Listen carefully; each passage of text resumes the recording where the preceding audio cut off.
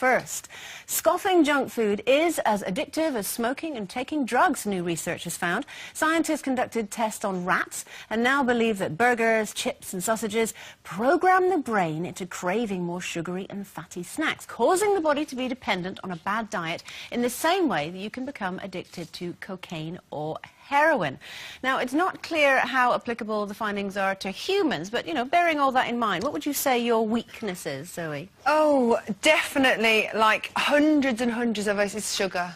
And I wish that I didn't have a sweet tooth, but I do. And it's like, when I go on a diet and I do really well, and then I fall off the bandwagon, and I'll just think, I'll be all right, I'll just have a bit of whatever, sweet or chocolate.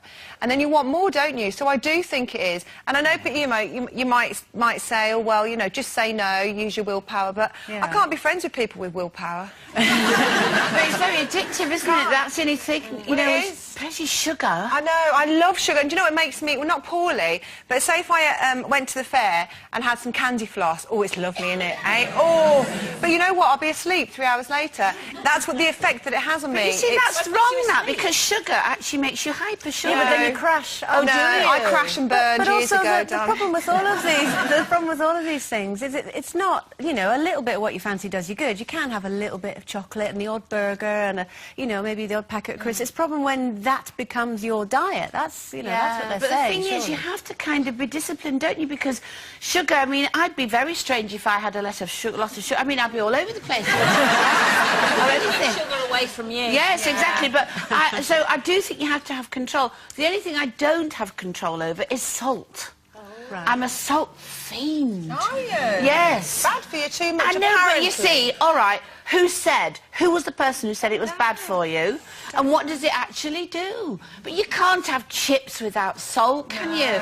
You can't. No, you can't have mashed potato without salt. You can't have baked beans without salt. You can't have a boiled egg without salt because it tastes yucky, doesn't it? Yes, but I'm not being funny, Sherry. You said today that you put salt on bread and butter. What? Listen, I haven't had a man for 7 years. I'm allowed salt on my bread. That's the least of my worries, isn't it? Actually, because salt is one thing that I'm so not bothered about, apart from chips. I have to have it on chips, but I don't have it on anything else. I think my weakness is probably carbs, actually.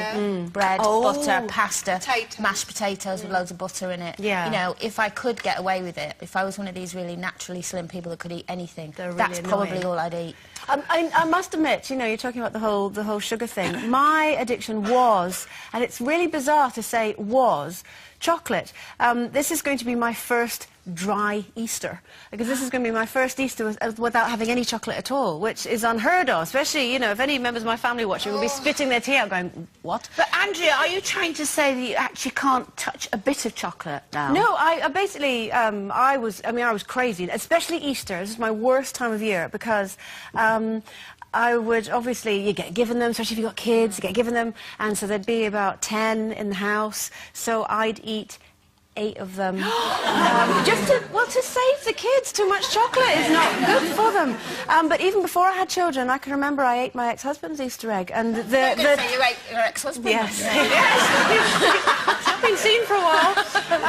But on the stress of trying to track down an Easter egg after Easter, when they're all gone, I'd be, you know, going to little corner shops going, got any Easter eggs? What? Got any Easter eggs? You know, around the back. Go on, I'll give you anything. I'll give you all my purse. Because there is something much more tasty about Easter eggs than there is a bar of chocolate, and it's the same thing. It's the shell bit for me. I love it, and I've done something terrible. That last year I did it, and this year I came home from Birmingham after my family a visit with like 4 or 5 Easter eggs for my family for Jake. Yeah. And I've not showed them to him, and I'm going to give them away to other children for presents, so I won't eat them. I know. He'll have loads. That's depriving your child. I just can't do it. I don't want them in the house because they'll be in my stomach. You see, that bit doesn't compute with me, because I just hide them, eat them, and then everybody's happy. Yeah. I have to just once say, I had an addiction to bananas. Right. And it was I did. I mean, I would go, they would jump in my mouth from anywhere. And I had to knock that on the head. That's a bad one. Okay. Bananas. Well, talking of Easter eggs, we thought we'd have a bit of Easter fun today. So we've been joined by the Easter Bunny. There he is. He's going to an Easter egg hunt during the show. He's going to hide 3 eggs around the studio for you to spot. We want you at home to keep your eyes peeled, note down the colours of the 3 different eggs. You could be in with a chance of winning £200 worth of Ticketmaster vouchers.